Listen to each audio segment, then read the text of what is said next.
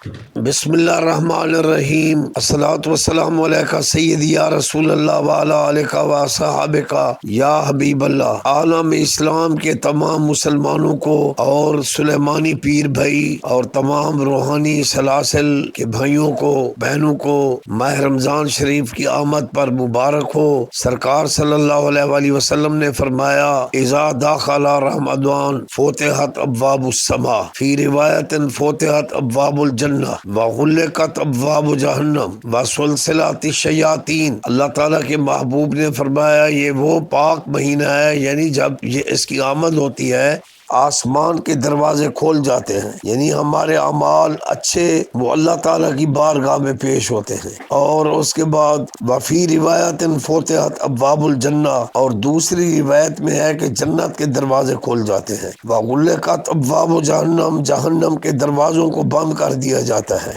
وسلسلۃ الشیاطین، شیاطین کو جکڑ دیا جاتا ہے تاکہ وہ وسوسہ نہ ڈال سکے، اور مسلمان امت مرحومہ اللہ تعالیٰ کی عبادت کر سکیں، تراویح پڑھ سکیں، روزہ رکھ سکیں۔ سرکار صلی اللہ علیہ وآلہ وسلم نے فرمایا، ان اللہ و ملائکتہ یصلون علی المتساہرین، بے شک اللہ اور اس کے فرشتے روزہ رکھنے والے پر درود و سلام پڑھتے ہیں۔ سبحان اللہ، یہ تو روزے دار کا شان ہے، ملائکہ درود و صلات پڑھ رہے ہیں اس پر۔ تو جس محبوب کے صدقے میں ہمیں ماہ رمضان قرآن ملا، اسلام اور دین ایمان ملا، اس محبوب کے درود و سلام کا کیا مقام ہوگا؟ اللہ جن پر درود و سلام پڑھتا ہے۔ سبحان اللہ۔ آپ نے فرمایا شہر مواسات، یہ غمخواری کا مہینہ ہے، شہر الصبر، یہ صبر کا مہینہ ہے۔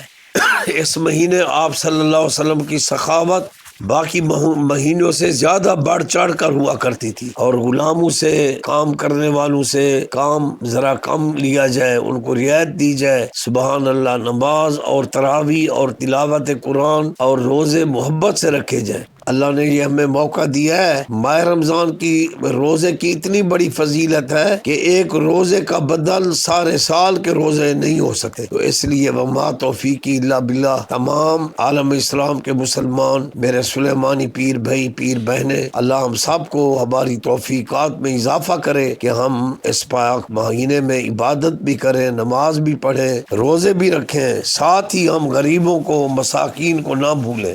اور جو پیشہ ور بازاروں میں پھرتے ہیں وہ مستحق نہیں ہوتے، مستحق وہ ہیں جن کے بارے میں قرآن پاک میں ہے لا یسألون الناس الہافا، وہ تمہیں لپٹ کر اور زبردستی تقاضے سے وہ خیرات نہیں مانگتے۔ ایسے جو مستحق لوگ ہیں ان کو گھروں میں جا کر ان کی اپنے رشتہ دار مساکین ان کو شامل کرو۔ اللہ تعالی ہم سب مسلمانوں کو توفیق دے اور ہماری توفیقات میں اضافہ۔ یہ ماہ رمضان خیر کا ہو، پاکستان کی خیر ہو، اور عوام پاکستان کی خیر ہو، اور تمام پاکستان کے مسلمان اور عالم اسلام کے مسلمان سلامت رہیں، انسانیت کی خیر ہو، مظلوموں کو، فلسطینیوں کو، کشمیریوں کو اللہ ظلم سے نجات دے۔ یا الہی تعلیم قرآن عام ہو جائے، سب پرچموں سے اونچا پرچم اسلام ہو جائے۔ یا اللہ ہماری توفیقات میں اضافہ فرما۔ الصلاۃ والسلام علیکہ سیدی یا رسول اللہ وعلی آلہ و صحابہ یا حبیب اللہ صلی اللہ علیہ وسلم۔